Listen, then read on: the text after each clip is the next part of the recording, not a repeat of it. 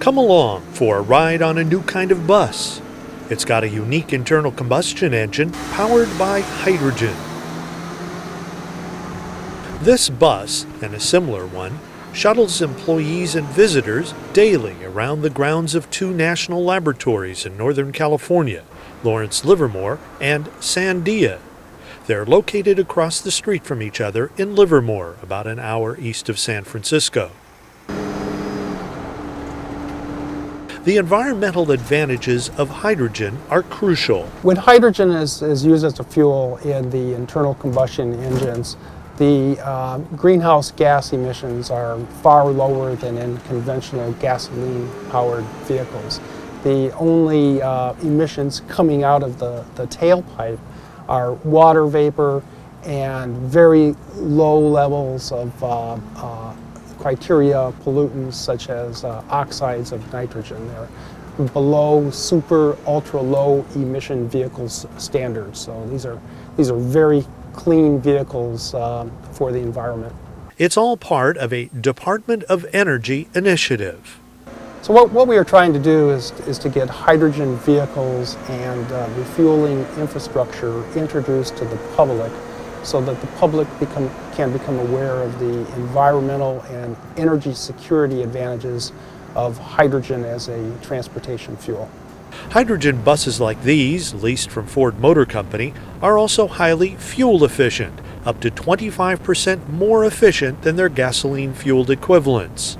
Here at Livermore, our buses, our taxis, cycle our site constantly all day long, and we're putting hundreds of miles a week on these vehicles. We're probably, in terms of mileage, we're probably the most extensive project that's ongoing now in the DOE program. And so the data that we will be gathering will be shared with the automobile manufacturers, with Ford, and also with the hydrogen producers. In our case, it's Air Products that's is supplying a refueling site here at Livermore. Refueling a hydrogen vehicle is far different than filling up a gasoline-powered car. This is the Air Products refueling station, used by the lab's two buses and a hydrogen-powered Prius.